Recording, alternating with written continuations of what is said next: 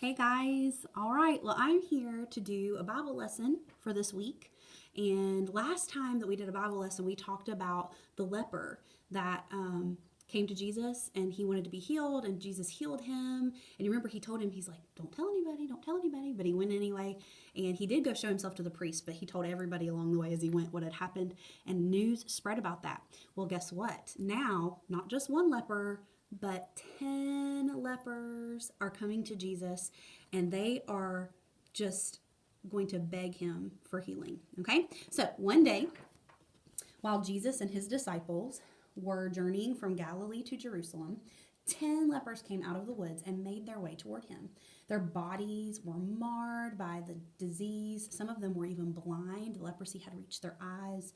Some of them, they didn't even have their full legs and arms. It was just a very sad situation. Well, Jesus looked at these men, and you know how Jesus is. He has compassion, doesn't he? And that's how we should be as well. We should have compassion on people, and he had compassion on them. He felt so sorry for them. And worst of all, they weren't only physically hopeless, they were hopeless in their hearts and in their souls as well. But Jesus didn't turn them away. He didn't send them away. He wasn't afraid of them like other people were. And he looked at them and he loved them. He loved them. And that's what we're supposed to do, is love others.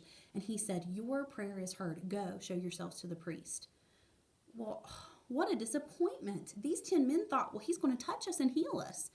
But the Lord doesn't deal with everyone in the exact same way. He didn't touch them physically in the way that he touched this last gentleman that we talked about in the last lesson. So they were really disappointed. He just told them to go on their way. Well, they understood what he meant, because they understood what that meant. If they were to go see the priest and that they weren't cured, then he would send them away. They wouldn't be able to ever come back into society if the priest didn't say they were cured. So one of them, maybe they said to the others, listen guys, we can't go to Jerusalem. There's no way. There's no way we can go back there. People all along the way are going to be scared of us. They're going to throw things at us. But another leper said, hey, he commanded us to do it. He commanded us to go, and we need to obey if we expect to be healed. So they all decided to go. They said that's what they would do. They would go. And as they slowly and fearfully made their way down the road, they tried to kind of cheer each other up. Hey guys, it'll be all right. It's going to work. And suddenly, the leper that they said was blind, he stopped. And he almost screamed out, look, everybody, I have been healed. I can see all of you. I can see the sky. I can see the trees. I can see everything. I've been healed. Well, another one, he looked over at his friend. He pointed and said, your face looks different.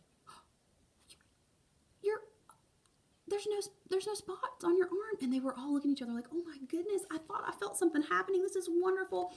All 10 of them were completely and totally healed. Well, guess what? All of these lepers, they started taking off, running toward the city. But as 9 of them took off and kept running toward the city, one of them, he was from Samaria, he turned back, and with a loud voice, he praised God, and he returned back to Jesus, and he thanked him for making him whole and making him well. And his words of gratitude made Jesus very glad. And it kind of saddened Jesus, though, that he was just one out of the 10 that had been healed that was coming back to say thank you. That's sad, isn't it?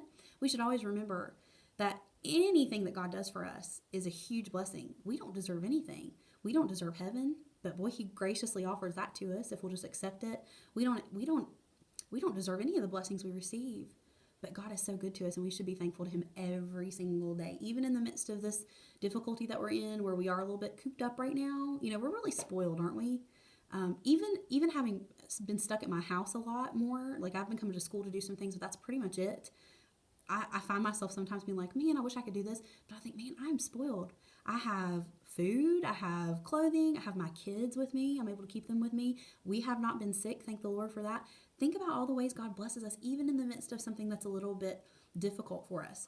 And so this man, God was really proud and really, really just encouraged to see him come and give thanks, even though the other 9 did not do that.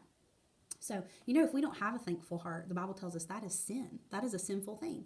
And so in one of the books of the New Testament, where the Holy Spirit is listing out like all these different sins, unthankfulness is right there with lying and with disobedience and dishonoring and things like that. It's still a sin to be unthankful. We need to remember that. So, something that we could all do, maybe that would be really good, is just make a list of things that we can be thankful for even now. We can be thankful for all kinds of things. So maybe you can let me know, what are some things you're thankful for? Okay, think of some things today that you're thankful for and let me know that. Maybe have your mom send me a text, or send me a message or something like that, and let me know what is something you're thankful for today. Well, I'm thankful for you guys, and I'm thankful for technology, that even though we can't be together in the classroom, we can still be together this way. And I get to see you on FaceTime at least once or twice every week doing oral grades and spelling tests. And so we'll continue that for now. But again, I'm always hopeful and always praying that we can get back to school really soon. So I'm still praying for you guys. I hope you'll remember me and my family as well. And we will see you guys later.